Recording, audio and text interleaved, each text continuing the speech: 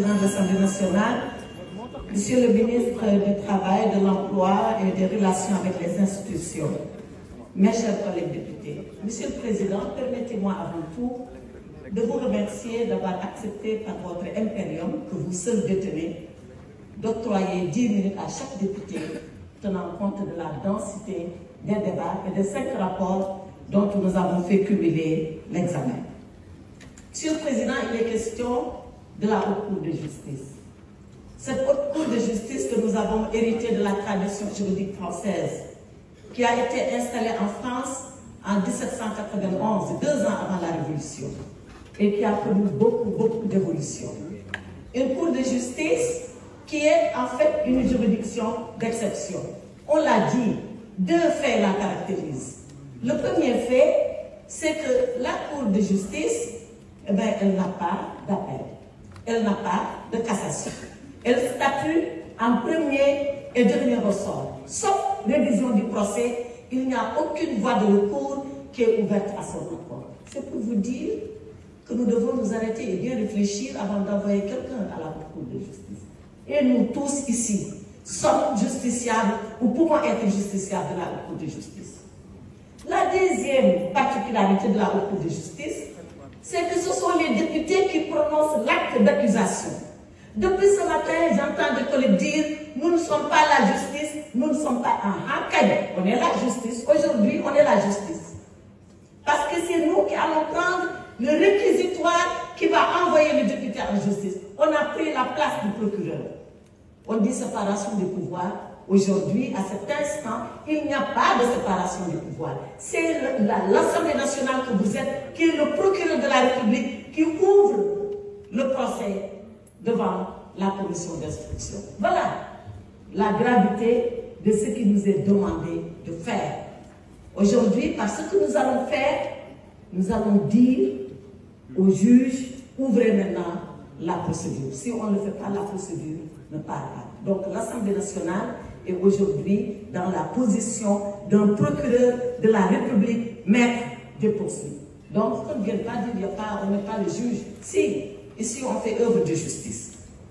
Cela, je le dis, Monsieur le Président, c'est pour arriver à 2 principes. Dire qu'ici à l'Assemblée nationale, nous faisons office de procureur de la République. Et puisque nous faisons office de procureur de la République, mettons-nous dans la tête un principe absolument important, un principe indépassable en droit pénal, c'est la présomption d'innocence. Tout le monde vient dire, oui, la présomption d'innocence. Mais c'est quoi la présomption d'innocence? C'est pas de dire que la personne elle est innocente jusqu'à ce qu'elle soit jugée. Oui, mais une fois qu'on a dit ça, et après, c'est surtout de considérer qu'on ne peut pas, à partir de simples déclarations, casser cette présomption d'innocence et dire on vous envoie à la justice. Or, dans tous les dossiers qui nous ont été présentés ici, qu'avons-nous vu? Pourquoi on dit c'est la version des DAGE contre la version des ministres? Parce qu'il n'y a eu que des DAGE qui ont accusé des ministres. Or, la présomption, ce ne sont pas des déclarations gratuites. La présomption, c'est des faits qui indiquent que cette personne, elle peut être supposée avoir fait cela. Les déclarations des DAGE, aussi fortes soient-elles, ne peuvent pas être qualifiées de présomption. Or, seules les présomptions peuvent amener le procureur de la République, que nous sommes cet après-midi dans cette salle, à pouvoir indexer pour dire celui-là peut être mis en cause et incriminé. Donc, sachons ce que nous est demandé de faire avant de prendre notre responsabilité par rapport à cela.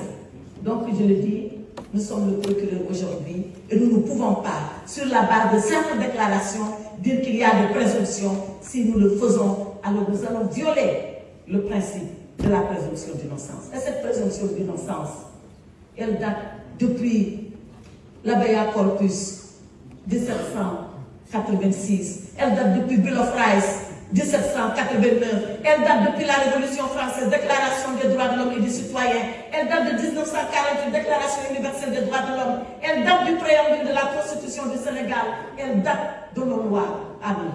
Nous ne pouvons pas la renverser allègrement parce que tout simplement, nous voulons envoyer 5 ministres à la justice.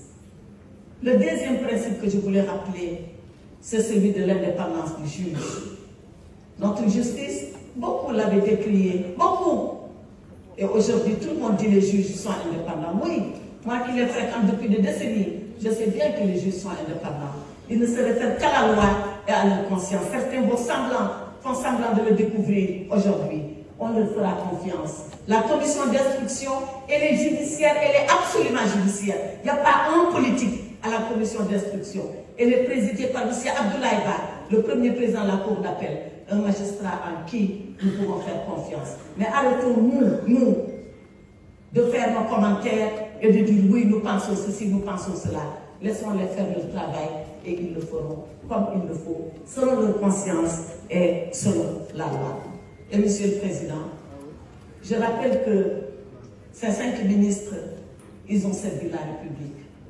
Ils ont porté un sacerdoce de servir l'État et de servir le service public du Sénégal.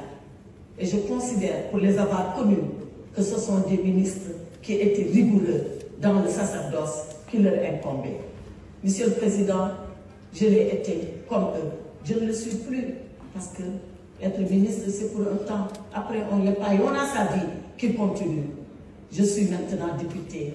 Et député, je suis pour la loi. Cette loi universelle, cette loi impartiale, parce que je la vote ici, dans cet hémicycle. Et je n'oublie jamais, avant ministre, avant député, que je suis avocat. Et en tant qu'avocat, je crois à la justice. Et je crois à la justice de mon pays. Je crois au droit et je crois à la primauté du droit. Et c'est sur le fondement.